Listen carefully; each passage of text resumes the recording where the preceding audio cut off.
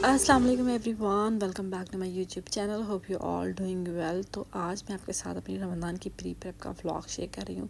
तो हम यहाँ पर आए थे ग्रॉसरी की शॉपिंग करने के लिए, जो भी मेरे पास अवेलेबल नहीं थे, स्पाइसेस, चाट मसाला वगैरह।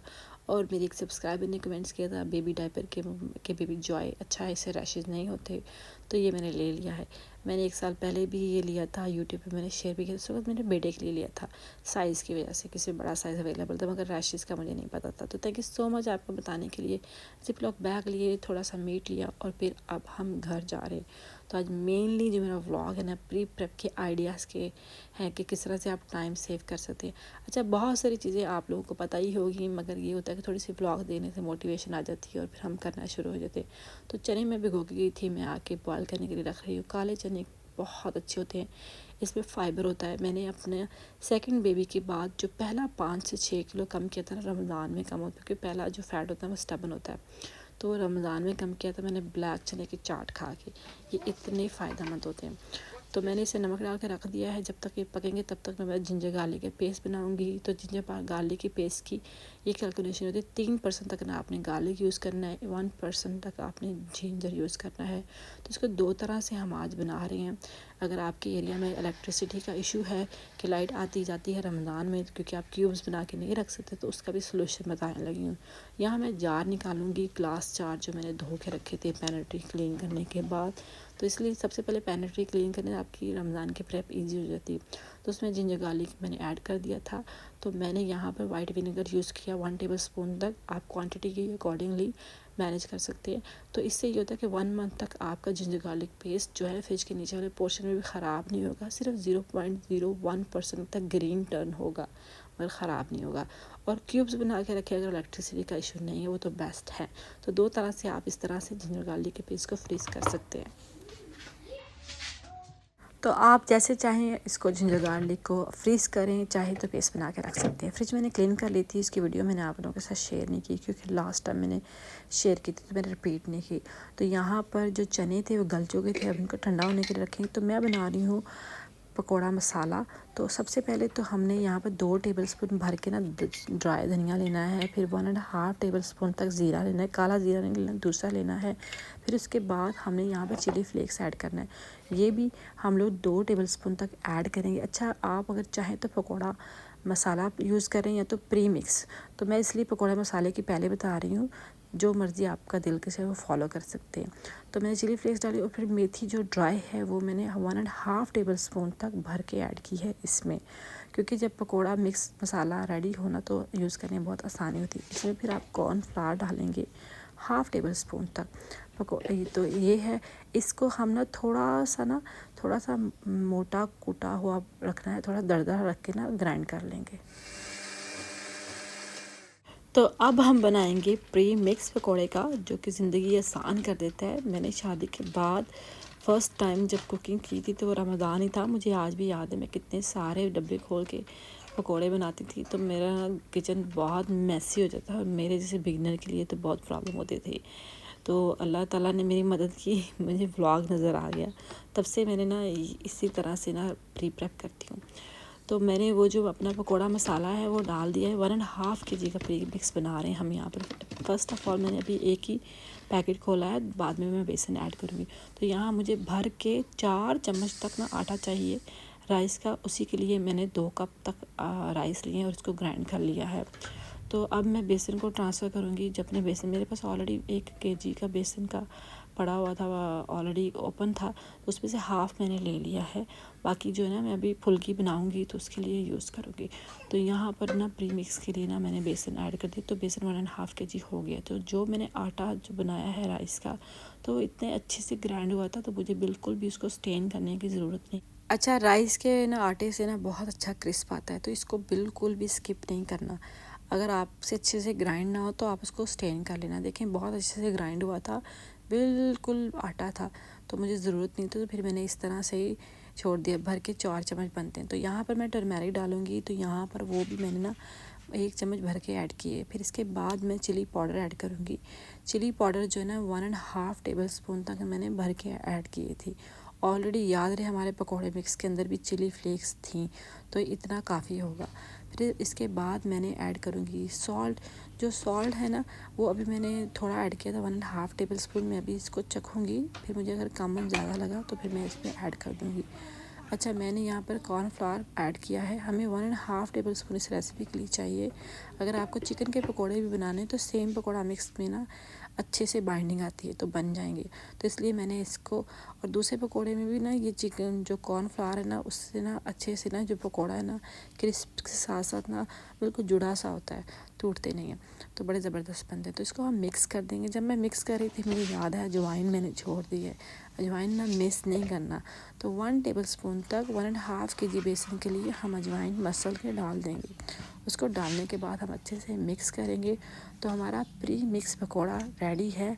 अगर आपको पकोड़ा मसाला पसंद आए तो वो बना लीजिए, अगर आपको ये बनाना हो तो ये बना लीजिए। तो इसको एक दफ़ा चख लीजिए पानी में डालकर, नमक मिर्च सब कुछ पूरा हो। जब मैंने इसको चखा तो नमक मुझे कम लगा, तो इस मकाम पे ना मैंने इसमें नमक ऐड कर लिया और इसके बाद दोबारा से मिक्स दिया और फिर मैंने ड्राई एयर टाइट कंटेनर में इसको ट्रांसफ़र कर दिया। जब भी आपने यूज़ करना है तो कभी भी गीला जो है ना चम्मच ना उससे आपने नहीं लेना। इसके अंदर सेपरेट से स्पून रखूँगी मैं भी, और आप भी ज़रूर रखना। तो मैं अब इसको इसमें ना कैबिनेट में रख दूँगी। तो ये काम मेरा ना हो गया। अब मुझे बार बार सारे बॉक्सेस खोलने नहीं पड़ेंगे।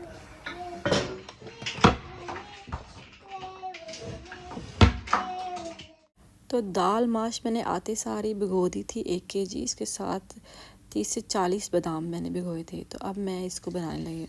इस साल ना मैंने दाल माश के साथ ना एक्सपेरिमेंट किया है, वो मैं आपको आगे जाके बताती हूँ। तो सबसे पहले इसको ग्राइंड करेंगे। तो इसको बहुत कम वाटर में ना ग्राइंड करना है। तो आपने ना जितनी 2 कप दाल माश में ना 3 से 4 टेबल स्पून तक पानी डाल के ना इसको बार बार ना मैंने ना स्पैचुलर से हिला के ना ग्राइंड किया था। काफ़ी थिक टेक्सचर रखना है। बादाम मैंने थोड़े थोड़े करके हर बैच में डाल दिए थे। तो बादाम डाल देने में बादाम से ये होता है कि बहुत अच्छा सा ना वो फ्लेवर आता है बड़ों का। तो इस तरह से जब वो स्टॉक होता था तो मैं स्पैचुलर से लेके इसको अच्छे से दोबारा से ना घुमाती थी। अच्छा, इसमें ये है कि ये थोड़े पानी में जब होते हैं तो बहुत ही अच्छा सा इसका टेक्सचर आता है। तो हमें इस तरह से कम पानी रख के ही इसको ना ग्राइंड करना है। अगर ग्राइंड करने में थोड़ा प्रॉब्लम आए तो थोड़ा आप पानी और ऐड कर सकते हैं, मगर शुरू में ज़्यादा पानी नहीं ऐड करना। तो इसका ना थोड़ा सा आगे जाके मैं टेक्सचर बताती हूँ कि किस तरह से जो बड़े हैं उनका ना टेक्सचर होना चाहिए। तो देख सकते हैं काफ़ी थिक सा टेक्सचर है। तो मैंने अब इसको निकाल दिया था। अब जब मेरे दरमियान में जो काले चने थे वो ठंडे हो चुके थे, तो मैंने इस दफ़ा जो ज़िपलॉक बैग लिए ना वो बहुत छोटे लिए। इसका बहुत ज़्यादा फ़ायदा होता है, क्योंकि जो फूड आप स्टोर करते हैं, अगर आप बड़ा ज़िपलॉक बैग लेते हैं तो आप बार बार उसको खोलते हैं, एयर जाती है, तो उससे जो उसकी शेल्फ़ लाइफ है ना वो अफेक्ट करती है। तो छोटे ज़िपलॉक बैग की जितनी आपको क्वांटिटी चाहिए उतनी आप डालें। फिर अपनी मर्ज़ी से एक ज़िपलॉक बैग लें, उसको यूज़ करें, तो बार बार सारा जो आपने जो फ्रीज़ किया होता है ना प्री प्रेप, वो आपको खोलना नहीं पड़ता। तो ये मैंने लास्ट टाइम की लर्निंग से सीखा है। तो आप भी ज़रूर ना छोटे ज़िपलॉक बैग इस्तेमाल करें। तो मेरे ये चाट के लिए रेडी हो गए थे, फ्रीज़ कर दूँगी।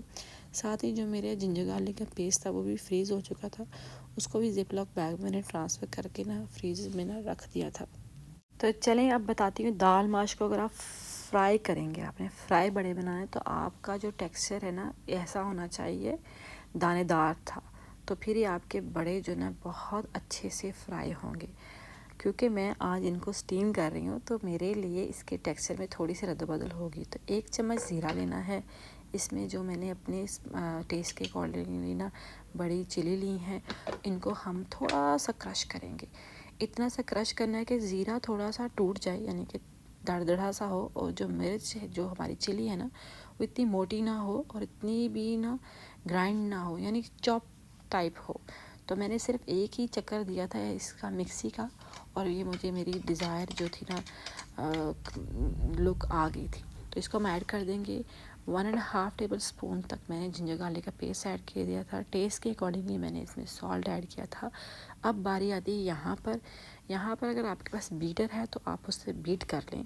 अगर बीटर नहीं है तो 15 मिनट तक आपने इसको इस तरह से अपने हाथों से मिक्स करना है। इससे आपका फ्लफ़ी से बनते हैं दही बड़े। तो मैं इस दफ़ा लेके आई इडली प्लेटर। फ़र्स्ट टाइम मैं ना अपने बड़े स्टीम कर रही हूँ, क्योंकि लास्ट टाइम मेरा 3.5 लीटर तक ऑयल लग गया था बड़ों को फ्राई करते करते, क्योंकि हमारे घर में बहुत पसंद किए जाते हैं। तो मुझे लगा कि हेल्दी नहीं है रमज़ान में ना हर दफ़ा फ्राई करके बड़े खाना, तो मैं इस दफ़ा स्टीम करूँगी, कुछ डिफरेंट सा ट्राई करूँगी। मगर मैं ना फ़र्स्ट टाइम स्टीम कर रही हूँ, तो मेरे साथ आप भी सीखिए कि किस तरह से मेरा स्टीम का एक्सपीरियंस रहा। तो ये मैं ले आई हूँ। तो अब मैं ना इसको ना मैंने वॉश कर लिया था, वॉश करके ड्राई कर लिया था। तो जो मेरा बैटर है आप देख सकते थोड़ा सा वो ना फ्लफ़ी सा हुआ है और थोड़ा सा उसकी क्वांटिटी इंक्रीज़ हुई है। पहले तो मैंने इसी तरह से ना डाल दिया था, और अपनी जो प्लेट्स वगैरह 4 थी, यानी एक टाइम पे मैं ऑलमोस्ट ना 16 बड़े बना रही थी। तो ये बहुत अच्छा था, मुझे फ्राई नहीं करना पड़ा खड़े होकर। एक तो बर्निंग होती मेरे फेस पे, इतनी देर तक मैं फ्राई नहीं कर सकती। स्टीम से मेरा वो टाइम बच गया। दूसरा एक टाइम में मुझे 16 बड़े बन गए। तो पानी जो है ना 3 कप तक मैंने ऐड करके कुकर में रख दिया था। तो जब इसको स्टीम कुकर लगा दिया था 10 मिनट में ना मैंने स्टीम कर लिया था। मैंने पहली सीटी जब आई थी उसके बाद ये हो गया। जब तक वो स्टीम हो रहे थे मैंने ना फिर चटनी बना रही थी जो बड़ों में यूज़ होती है ग्रीन, तो वो मैं यहाँ बना रही थी। तो इसमें मैंने ना धनिया और पुदीना यूज़ किया, पुदीने के पत्ते थे और धनिया को मैंने डंडल के साथ ही यूज़ किया है। अच्छा, यहाँ पर मैं अगर साबुत धनिया भी डालती डंडल के साथ तब भी वो ग्राइंड हो जाता, मगर मैंने इसको काट के डाला था क्योंकि मुझे थोड़ा सा टाइम बचाना था। तो चिली भी थोड़ी सी मैंने इसको ना चॉप करके डाली थी। जिंजर गार्लिक का पेस्ट डाल दिया था, एक बड़े साइज़ का लेमन मैंने डाल दिया था।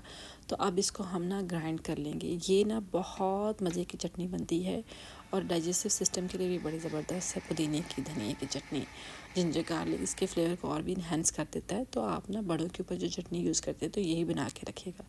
तो ग्रीन है इसके अंदर, अगर आप चाहें तो आइस क्यूब डाल सकते हैं, मैंने नहीं डाली क्योंकि आइस क्यूब डालेंगे ना तो फिर आपका जो पुदीना ना वो ब्लैक नहीं होता। मैंने इंस्टेंटली करके इसको उसी टाइम फ्रीज़ कर दिया था, उससे उसका कलर नहीं ख़राब हुआ।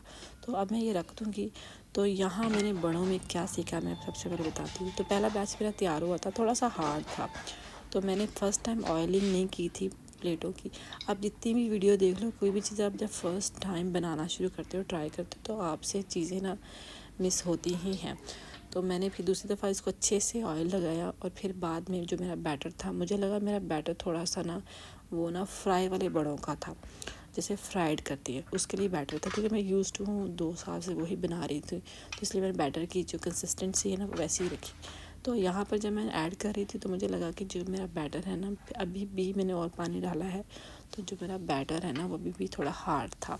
तो इस पॉइंट पे आके जब मैंने एक फिल किया तो मैंने दोबारा से ना रीफ़िल किया, यानी कि दोबारा से बैटर चेंज किया, पानी डाला। अभी आगे जाके मैं बताती हूँ आपको कितने कंसिस्टेंसी का बैटर लेना है अगर आप स्टीम करें।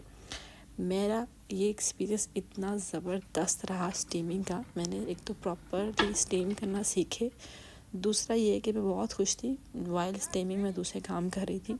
इतनी देर में बाहर ना बारिश स्टार्ट हुई थी, तो मैंने लेट नाइट तक ना स्टीमिंग की, मुझे बहुत इन्जॉय किया, बहुत मौसम अच्छा हो गया था। तो मेरी लेट नाइट कुकिंग हुई प्री प्रेप में। मेरा थोड़ा सा ना गला ख़राब है, मैं सोच रही गला ठीक होता फिर वॉइस ओवर करती, मगर गला ठीक ही नहीं हो रहा था। तो ये मेरा थर्ड था, फिर मेरा फोर्थ था। देखिए मैंने रिलैक्स होते ना बहुत सारे ना बड़े बना लिए।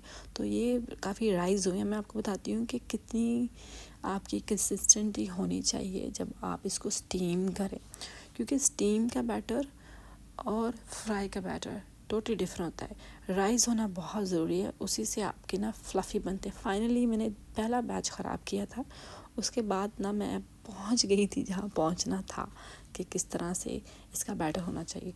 आपने फिर टूथपिक लेके इसको चेक करना है, जिस तरह हम केक को चेक करते हैं उसी तरह चेक करना है। तो इसका पता चलता है अगर आप बिल्कुल एम्प्टी आए इस तरह से तो ये पक चुके हैं। तो बहुत ही स्पॉन्जी से बनते हैं। तो ये देखिए कितने स्पॉन्जी बने हैं। तो इसको मैं तोड़ के दिखाती हूँ, अंदर से बिल्कुल कुक्ड थे। अच्छा, मैंने एक चीज़ एक्सपीरियंस की, जब हम फ्राई करते हैं ना, जितनी देर मर्ज़ी फ्राई करें तो उसका थोड़ा सा अंदर से कच्चे रह जाते हैं, मगर स्टीम से ऐसा नहीं हुआ था, अच्छे से पके थे और बहुत ही ज़बरदस्त लुक थी। ये इडली जी के लिए यूज़ होती है ये प्लेट्स, तो जिसके लिए मैंने ना यूज़ किया आज बड़े। तो इतना सा इसका टेक्सचर होना चाहिए बैटर का, उससे आपके जो है ना बड़े राइस भी करते हैं और फ्लफ़ी भी बनते हैं और स्पॉन्जी भी बनते हैं। तो ये मैंने आज सीखा है। तो आप बताइएगा, अगर मैंने कोई और मिस्टेक की हो तो ज़रूर कमेंट्स करना है, ठीक है। नेक्स्ट टाइम मैं ख्याल रखूँगी।